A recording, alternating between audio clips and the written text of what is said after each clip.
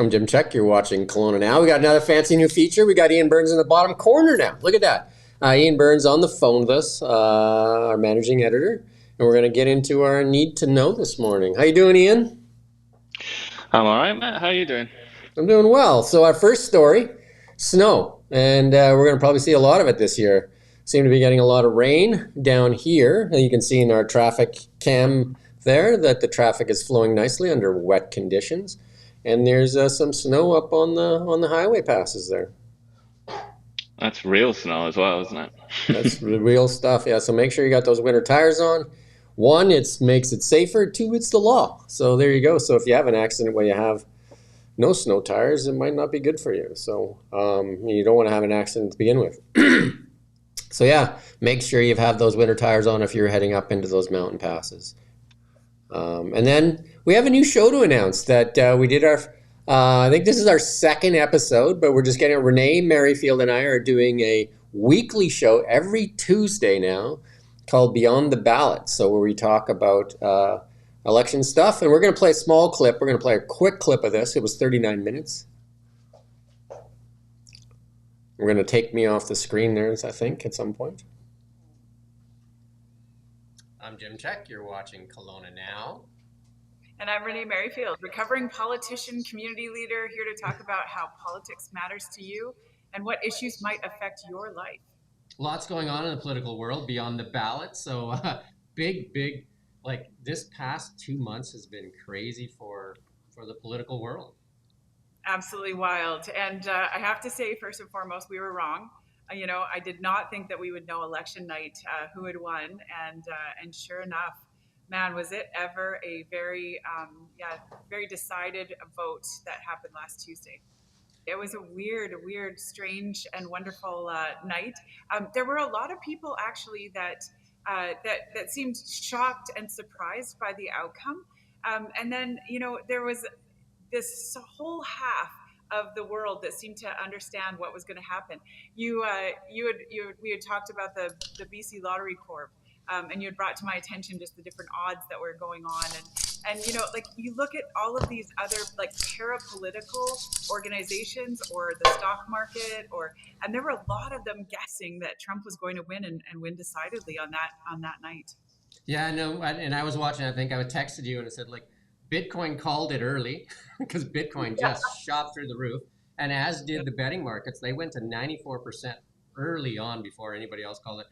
And you and I were having the conversation before we started here about how vulnerable that makes us on our northern border with Russia and China in particular.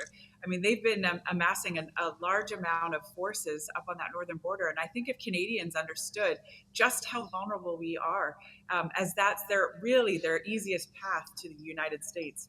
Yeah. People need to look at a globe as opposed to a flat map. Like pick up a globe and take a look. We share the largest unprotected. There you go. I'm back.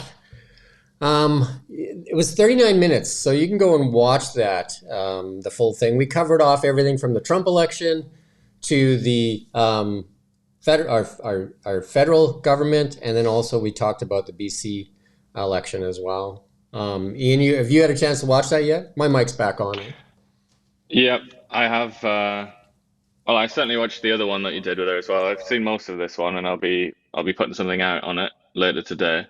But I would just to recommend it to people, I would say Renee Merrifield she's very smart, very knowledgeable. She knows a lot about the US as well, and a lot about business, a lot about a lot really. And I think she feels relieved maybe in part to not be in politics anymore. So she's kind of opening up a little bit, but it's very interesting. I think it's really good for Kelowna Now to have her voice on here once a week. I think that's great. We get all that experience and knowledge, and we get to look in behind the scenes, especially she's going to look at the U.S. stuff, international stuff, the Canadian stuff. The Canadian election is coming 9 months or less. And then, of course, like our provincial politics, where she has lots of experience in there. She knows most of the people that are currently in the legislature. And sadly, we got news yesterday that former Premier John Horgan passed away at the age of 65. I think he had 3 battles with cancer. And he won the minority government back in 2017, and with a coalition with the Green Party, but then won a majority with that snap election at the peak of COVID-19. And sadly, he's passed away. Yeah, very seems to have been a very liked person. If you just take a look on social media, people from all parties, all over the place, federally as well, He uh, was a very praising popular him. He seems to have been premier, very whether popular. yeah, very popular premier, no matter what side of the aisle you were on. Yep, and a big fan of Star Trek. If you look at our story, you'll see a picture of him doing the Vulcan salute, which he did from time to time. Who doesn't like Star Trek? And then in more U.S. stuff in your five things this morning, the new border czar. I think he's taking a more serious. I watched a couple of clips, a more serious look at the U.S. border, and on both borders he's looking at. I mean, maybe you can kind of go into more detail on that, Ian. Yeah, well, it's quite interesting actually because he's from uh, New York, like upstate New York. I think under an hour's drive to the Canadian border. And he, in that interview, which we've linked to, he refers to it as home, and he says like, "I'm not going to neglect home. I'm going to like keep an eye on that border as well." But he, he mentioned Trudeau by name, and he said he referred to Canada as a potential gateway for terrorists coming into the US. A lot of pretty tough talk, I would say, and it's going to mean tough negotiations, just like with everything else with this new presidency. And I did hear his speech on saying 148,000 young Americans have died of fentanyl overdose, and that's more than any terrorist organization combined that have killed Americans, and that they're going to designate these organizations that are trafficking fentanyl through the Mexican border as terrorist organizations and go after them. I find that quite remarkable that that wasn't already the case because I think they're undeniably terrorist outfits, aren't they? They murder politicians in Mexico, they intimidate people, and they certainly use violence to achieve political ends. So there's no Yeah, question that they are so terrorists. so you've got some hawks there too with Marco Rubio. Um, you know, made some really strong statements as well. I think they're going to see a different posture from the U.S. military for sure. Yeah, and that defense secretary who they've appointed, who very reasonably young man for that job, Yeah, he served in Afghanistan, I think, and then was a two Fox tours. Yeah, News Afghanistan and host. yeah, two tours. I can't remember where the second place was, but he also was a Fox News host for 7 years as well. Yeah, but he's very much a different kind of defense secretary. I don't think America's really had anybody like that before in that job, so that's They going to be very interesting. they put some serious people serious experienced people in charge of the military there. So and then Christy Nome is another appointment for the Department of Homeland Security, completely different because she was one of the first governors to send National Guard to protect the Texas border when they were told that they weren't allowed to do it. And she sent them 7 times. I think she sent National Guard from South Dakota to help Greg Abbott in Texas. Yeah, she was spoken of as a potential vice president as well, wasn't she, at one point? Yeah, I think she lost a lot of her favor there with the dog situation there. So Yeah, um, you don't want to kill dogs. no. Not if you want to be vice president. And there's one that's really causing quite an uproar out there right now is Elon Musk and Vivek Ramaswamy. Well, that's the image there. I guess. Oh yeah, I forgot about this. We'll go back to that one. Rommel. Yeah, there you go. Joe Biden and Donald Trump in their first meeting in the White House. Uh, Donald J. Trump left Mar-a-Lago and went to visit Joe Biden today. I guess we'll hear later on today how that meeting went. But there's the handshake anyway. Yeah, that first thing I would say is that image looks to me like it's generated by AI, doesn't it? But it's not. It is actually real. Yeah, I did watch the They video of it too. Yeah, so Yeah, they had a very brief exchange where they talked about the importance of the transition of power and all that malarkey, as Joe Biden would say. I And mean, then quite an interesting moment was when the press were acting like hooligans and they were just screaming. They were supposed to leave the room, but they were screaming questions and you couldn't hear anything, just a total cacophony. And they kind of looked at each other and smirked and had a laugh together, which I think was probably probably the more interesting moment. Yeah, I mean, they both have said some pretty, I guess the word is negative rhetoric towards each other, right? One calling one a threat to democracy, and then the other one, saying that he's not there. Yeah, well, Trump mentioned that. He said, politics is a tough game, or something along those lines. So I think that was an acknowledgement of their, you know, antipathy that they seem to have for each other.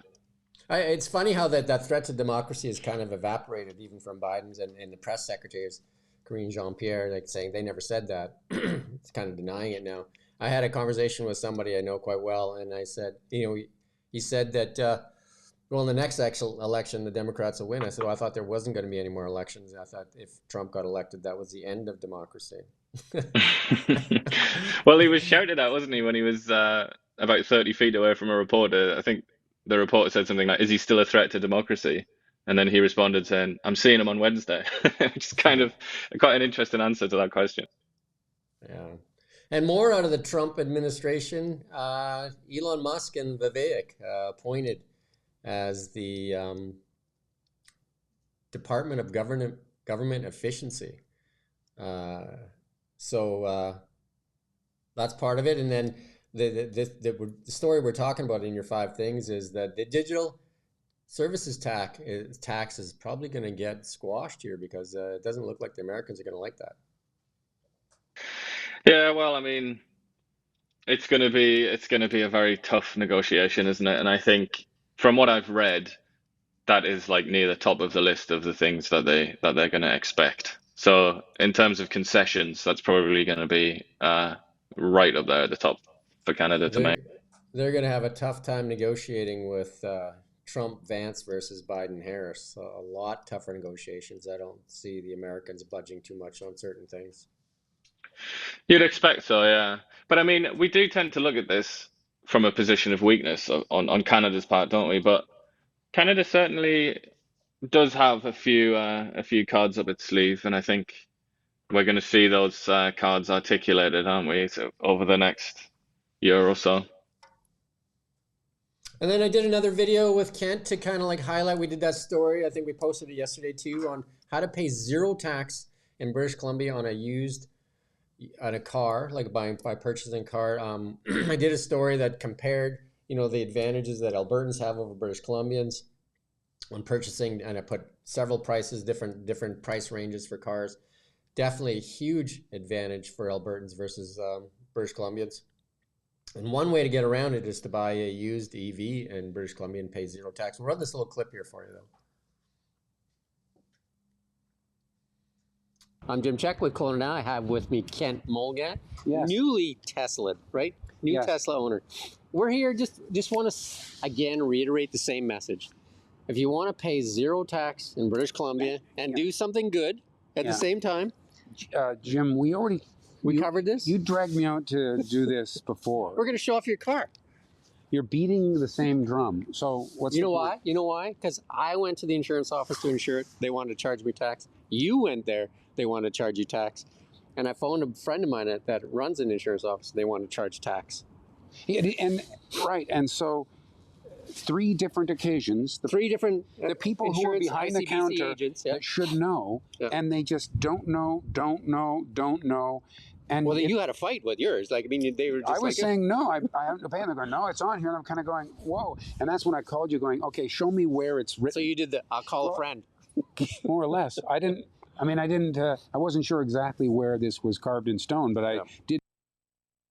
There you go. That was a small clip of that video. You can go on Clone Now. You can find that story that I did. And then that video is in the story as well as the video that I did, the interview with the BC Dealers Association talking about some of the unfair taxes in British Columbia compared to Alberta. Even the luxury tax that's added on here in British Columbia that starts at $55,000. Can't get much car to say that it's a luxury car at $55,000. Looking south again in the fallout there, CNN says it will axe top stars in layoffs and hundreds will be fired as their ratings. They had like a 40% drop in their ratings. So really tough showing for CNN and MSNBC and the likes of them. And Chris Wallace has already announced that he'll be leaving CNN.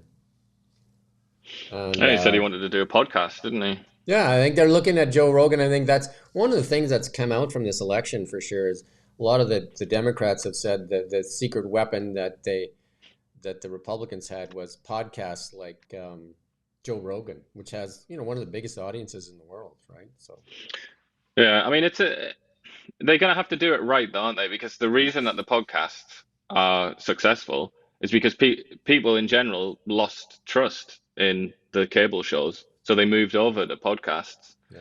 But if all the old crew moves over to podcasts as well, then I guess they're going to bring that lack of trust with them, aren't they? Well, some of them haven't done very well. I mean, we've seen Don Lemon move over there, and he got that big interview with Elon Musk that did not go well at all, right? So, because he tried to pull the Yeah, same old tricks, I guess, right?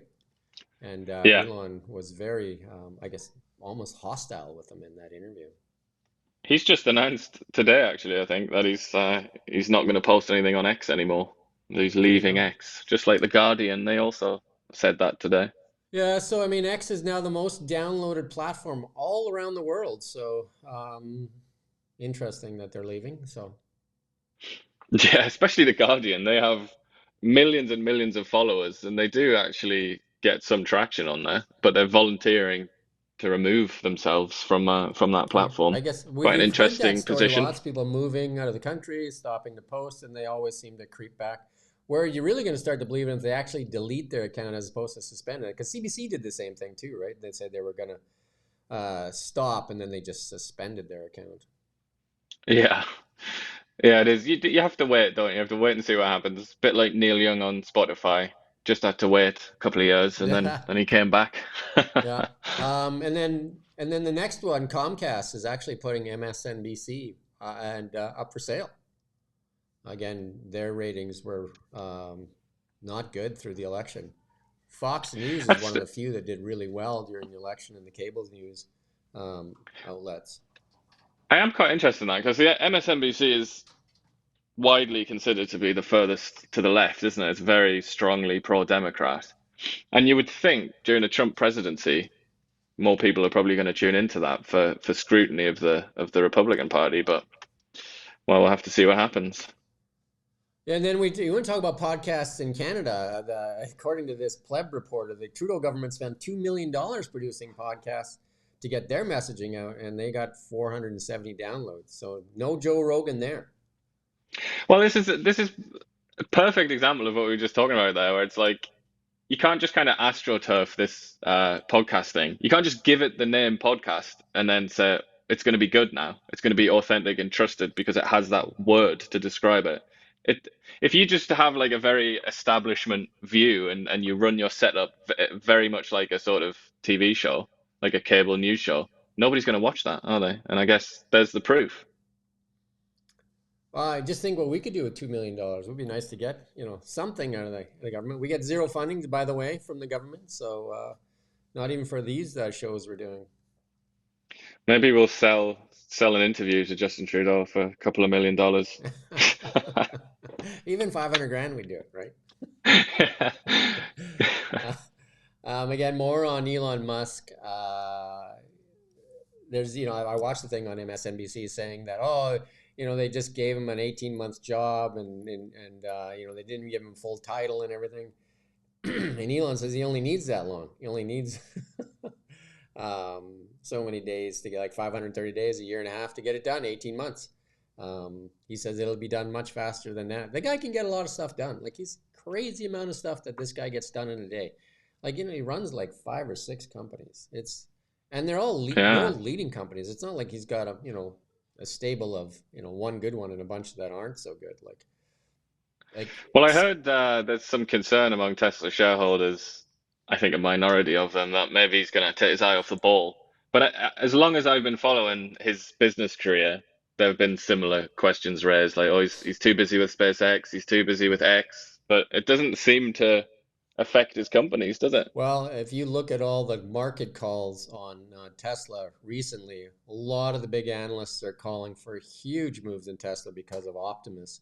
Optimus is where they see the future for Tesla. And then, with him being closer to the U.S. government, Trump started Space Force in his last term. And imagine with Space Force and SpaceX, that could be a real thing. I mean, I wouldn't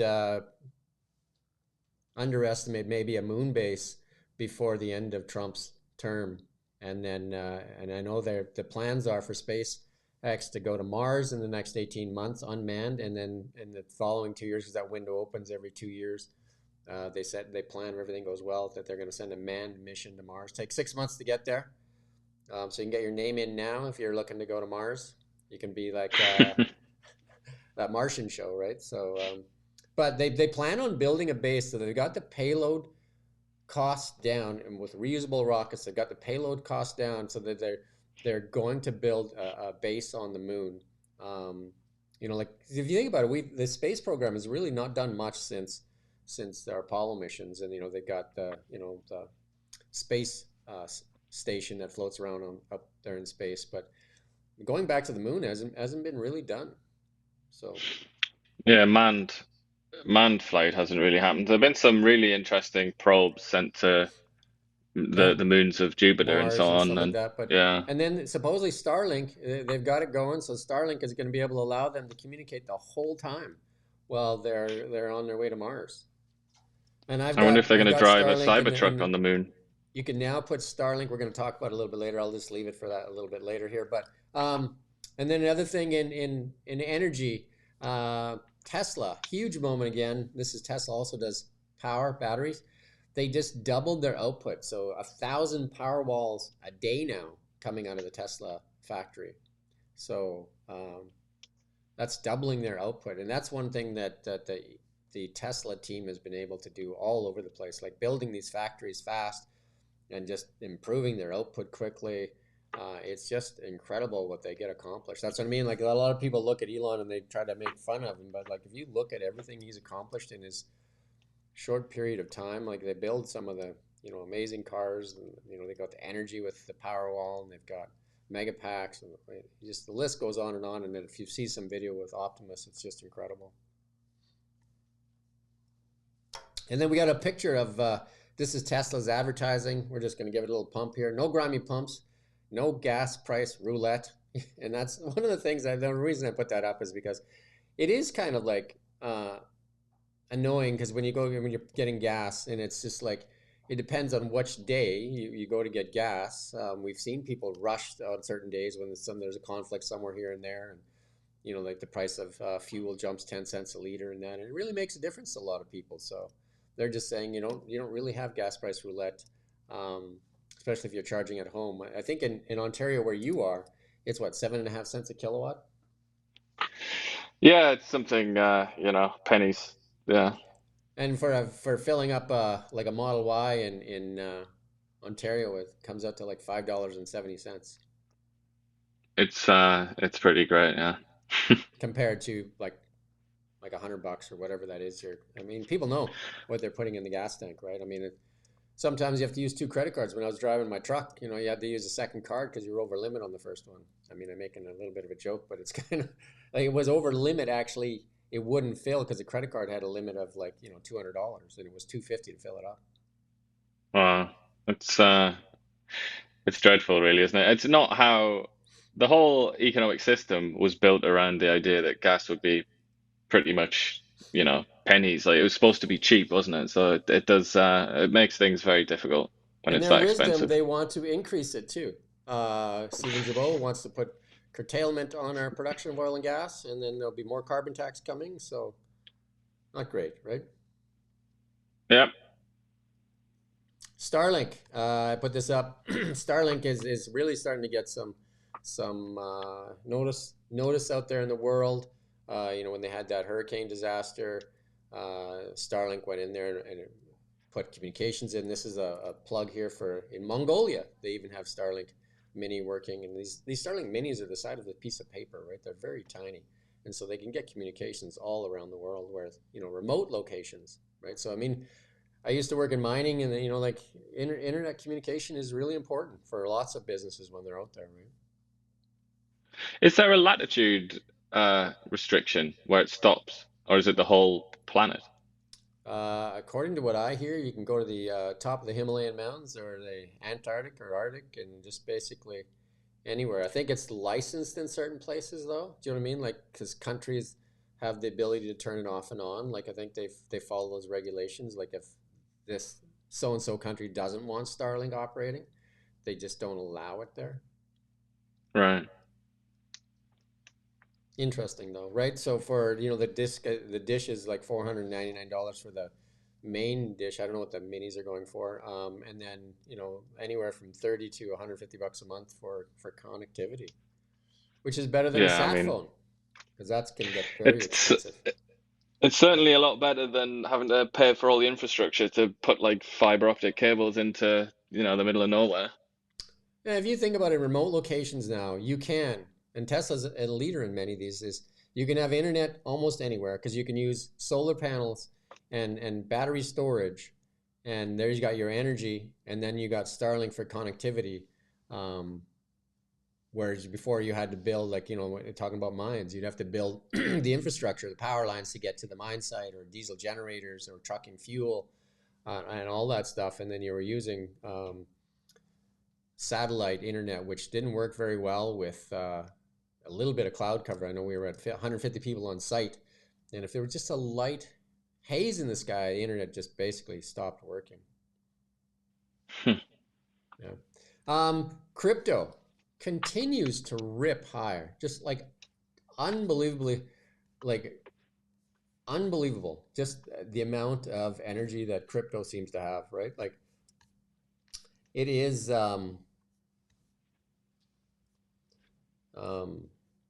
That's in Canadian dollars, $130,000, and in American dollars, $92,000. Just seems to go higher and higher and higher and higher. Definitely on the pro-Trump trade, right? Assuming that the United States of America is going to put cryptocurrencies as part of its reserve assets. So a lot of the people that are very much pro-Bitcoin have been riding this high, and I would see that it's probably a lot of finance, Wall Street people getting into crypto here to kind of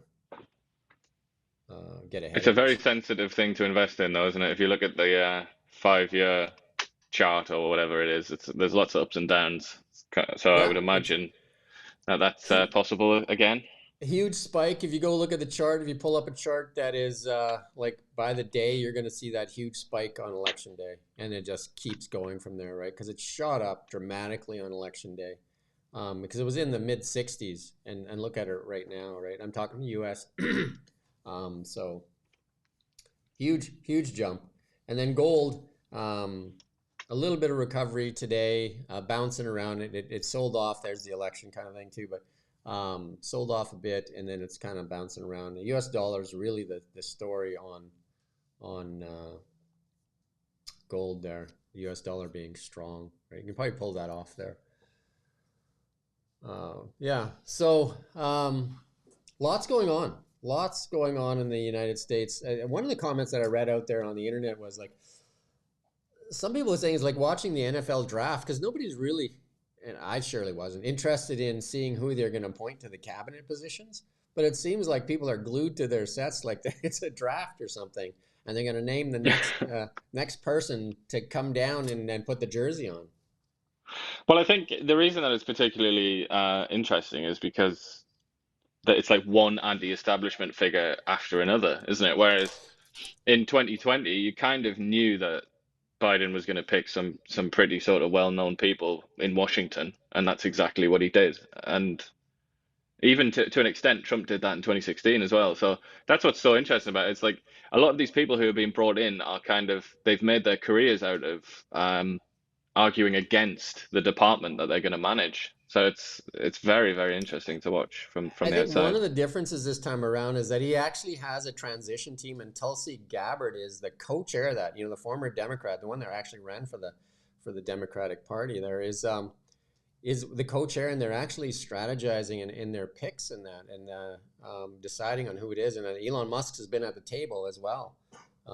So there's a lot of more vetting. I think last time they said that he picked a bunch of people that definitely weren't loyal to him and actually, went after him right away. So I think he's being more Yeah, well, strategic. he kind of tried to heal the breach, didn't he, in the Republican Party, because he was still a very new phenomenon then. And Yeah. the Republican Party had tried to get rid of him, hadn't they? They tried to kind of expel him as though he was a poison. Then he'd won, and I think he tried to build bridges and he started to speak. I mean, there was a time where, he talked about bringing Mitt Romney in, didn't he, into a big job. But then he brought a lot of these big figures within the Republican Party, I think, that represented the different factions. Whereas this time, I'm not really seeing any evidence that that's his attitude. It looks like he wants to use his loyal Trump followers. It would be interesting to see. I did watch the video of they actually watched Kamala Harris as like her speech, like they gave you kind of like backroom look with Donald Trump sitting there with Tulsi Gabbard and Matt Gaetz and a whole bunch of other people in the room watching Kamala Harris speak, and Susie Wiles was in there, and they were all just kind of strategizing and responding to Kamala's messaging, like immediately on X and Truth Social and stuff like that. Reason I bring that up, it would be interesting while this election was going on with, like, say, if you're in the room with Justin Trudeau and Chrystia Freeland and Stephen Jabot as the results came down. I think a lot of Canadians would like to know. I can imagine. I can imagine it was a pretty sour mood. Yeah. So again, they were the ones calling it the end of democracy as well. So it'll be interesting to see how they backpedal out of that. Well, we've got that to come, haven't we? When we have an election here, there'll be plenty of talk about how Pierre Poilievre is going to destroy democracy, I'm sure. We've already had a little yesterday. bit of that, haven't we, a couple of weeks ago? We didn't know till too late that he was here, so stopped into Rutland and had some breakfast, I guess. Yeah, he did a little shout out to the diner, didn't he? Yeah. Anything else you want to add today? No, just keep your eyes on Washington, I suppose, with like everybody else in the world, and see who the next announcements are going to be, the next drafts. Yeah. Interesting for sure. Rommel's saying we got to keep going because he's lost his mouse there, so that we can end the show. Well, I mean, if we do have to extend it, RFK, I've said this to you a number of times, that's the really interesting one, I think. And I mean, he's so controversial as well. I think from a political perspective, he's going to be a kind of a weak point for the administration because he's going to be attacked relentlessly by the press for his attitude towards vaccines and so on. So I think he's the one that could be most revolutionary of all, I would say, if he is given a health job. Yeah, they haven't named. The screen went black there. I'm not sure what happened, but they haven't named Tulsi Gabbard or RFK to an official position yet. Yeah, Tulsi. I mean, who knows where she's going to end up? All I've heard is that she'd be given a job with the Veterans Administration, which makes sense. But she's obviously very ambitious and has a lot of followers. I'm not sure that would really be adequate for her in terms of what she expects and what she thinks she's capable of. So that would be an interesting one. She's a strong, well-spoken woman, so it'd be interesting to see what she gets for her position. I'm pretty sure she's been one of the bigger voices for the Trump team and one of the more effective voices as well. So I'm sure that she'll get something that matches her skill set. Yeah, and I mean, there was a time not so long ago at all where she was spoken of as a potential leader of the Democratic Party. I think she was the chair of the Democratic Party, or joint chair. She was a DNC chair, yes. So yeah.